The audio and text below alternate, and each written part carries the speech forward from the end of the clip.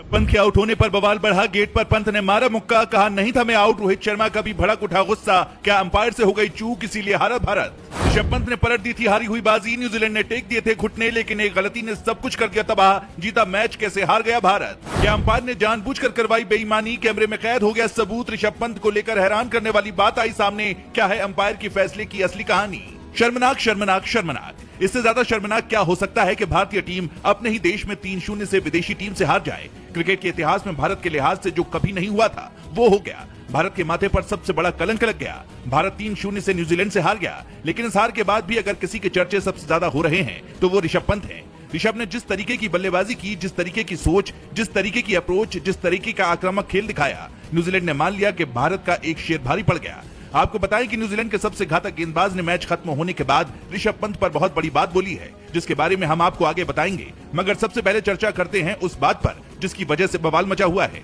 जी हां, ऋषभ पंत के आउट होने को लेकर चर्चा सबसे ज्यादा हो रही है। देखा गया कि किस तरीके से ऋषभ पंत आउट होकर पवेलियन गए थे, जिसके बाद फैंस भी नाराज हो गए थे। ऋषभ पंत खुद मैदान से बाहर नहीं जाना चाह रहे थे। ग्राउंड के अंपायर से वो बार बार कह रहे थे कि उनका बल्ला पहले पैड में लगा है और इसी का साउंड कैमरे पर दिखाई पड़ रहा है, मगर कोई सुनवाई नहीं हुई और अंपायर ने उनको आउट करार दिया। ऋषभ पंत भारतीय टीम की इकलौती उम्मीद थे जिनके दम पर टीम इंडिया मैच को अपने नाम कर सकती थी, मगर ऋषभ पंत जैसे ही आउट हुए भारत की उम्मीद भी टूटती चली गई। यही वजह है कि अंपायर को लेकर अब सोशल मीडिया पर फैंस काफी गुस्सा निकाल रहे हैं।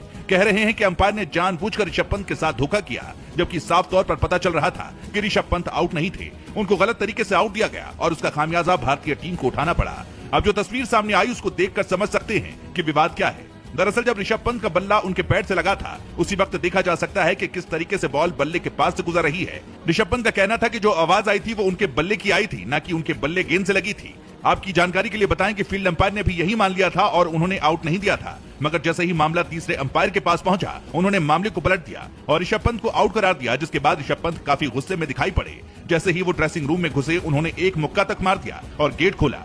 सोशल मीडिया पर ऋषभ पंत का वीडियो वायरल हो रहा है और लोग अंपायर को कोस रहे हैं। कह रहे हैं कि अगर ऋषभ पंत मैदान पर डटे होते तो भारतीय टीम जीत जाती। भारतीय टीम को कोई हरा नहीं पाता। मगर जो भी रहा हो, ऋषभ पंत की बल्लेबाजी काबिले तारीफ रही। एजाज पटेल जो कि बहुत अच्छे गेंदबाज न्यूजीलैंड के लिए साबित हुए, उन्होंने कहा कि अगर थोड़ा बहुत दहशत किसी ने बनाया तो वो ऋषभ पंत ही थे।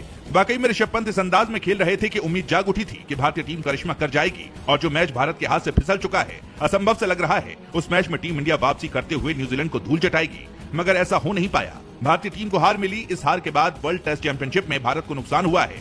अब ऑस्ट्रेलिया को 4 मैच ऑस्ट्रेलिया में जाकर हराने हैं। देखना होगा कि क्या ऐसा टीम इंडिया कर पाती है या नहीं। दोस्तों, आपको क्या लगता है, क्या ऋषभ पंत को गलत आउट दिया गया? आप अपनी राय कमेंट में जरूर बताएं।